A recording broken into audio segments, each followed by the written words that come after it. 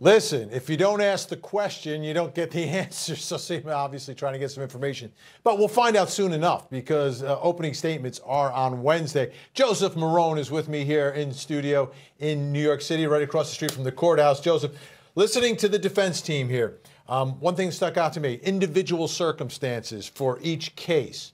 How do they do that when you're going to have at least 6 women coming into court talking about things that Harvey Weinstein did to them? Well, what they're going to look to do is they're going to look to break down each witness specifically, and it's coming down to whether or not they can attack their credibility and their consistency.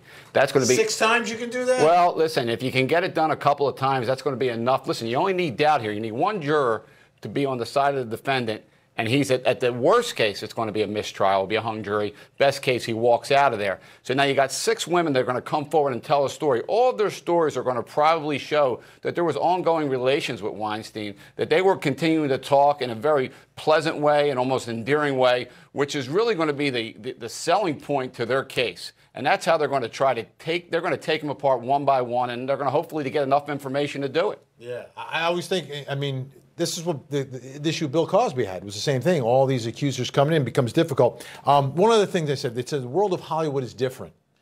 Like sexual assault, isn't it? I mean, interesting? It's not different in Hollywood. What she said, so the Hollywood culture, she tried to sell it as it's a different world. If there was ever a place in this country that they can sell that to a bunch of jurors, it's in Manhattan, because they understand the movie world. The movie world is in either New York City or out in Hollywood. So that's the one good thing going for the defense. They're going to try to show the jurors that this Hollywood culture, this Hollywood world is different. There's a different way we interact with each other. And they're going to try to sell it here in New York, and they can do that. If this case was somewhere else and they've been pushing to move it to maybe Albany or anywhere else, it may have went against them. Tougher sell. Joseph Marone, great to have you with us. Always good. All right.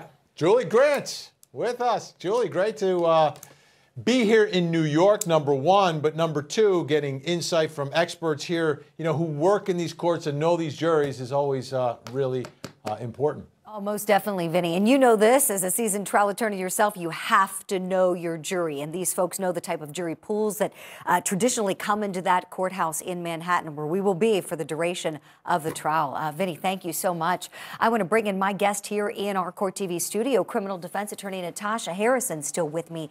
And knowing the jury is really, really key. You know that you were nodding your head as Vinny and I were talking about that. How do you think this is going to play in for both sides here as they head to trial on Wednesday? I think a lot of factors are going to come into play. So that's kind of a very open-ended question. But with regard to the jury, I am nervous about a couple of the jurors and nervous generally. I haven't picked sides. I pride myself on being able to argue points on each side. But I think both sides have some jurors that they're probably very concerned about. And I think that's going to come into play for sure. Right. As a trial attorney, you have to be able to see a case from all sides. You really do. That's so key. You know that, Natasha. Earlier, we talked about the defense legal theme and theory. You were saying we might see, and of course, they're going to say consent is what I think we can all agree upon by all indications. They're going to say this conduct was consensual between the accusers. What about from the prosecution side? What do you think will be their legal theory? Why should they win this case? And do you have any ideas about what theme they might present for the jury hearing the case?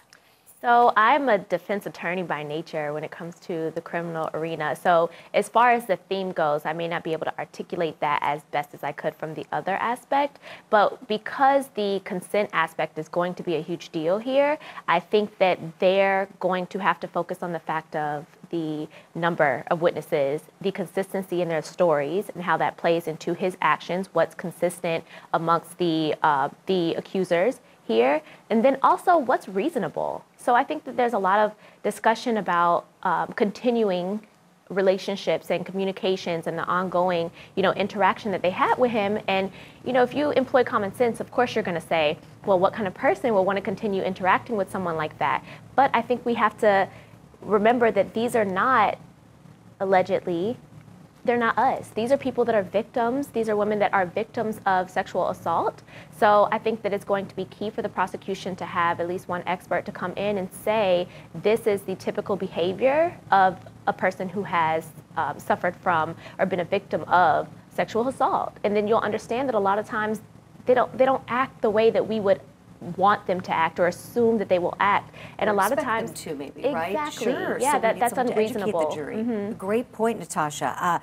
More thoughts from you in just a moment. We have to squeeze in a break now. When we come back, we'll continue our coverage of New York versus Weinstein. And many people say that the disgraced movie mogul was the one who really put the Me Too movement on the map. What do you think about that? We'll talk about the Me Too factor right after this.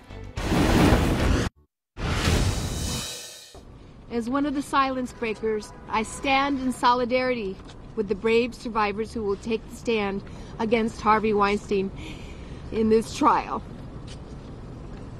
While emotion of the day runs high, I join these other women who were also harmed by Harvey Weinstein to say, we aren't going anywhere. The Me Too movement is a huge part of what is happening here in New York City, the Harvey Weinstein rape trial. Joseph Marone is still with me. Joseph, when we talk about the Me Too movement, right, it really took off because of this case, but now it's, kind of like hovering over this case as well.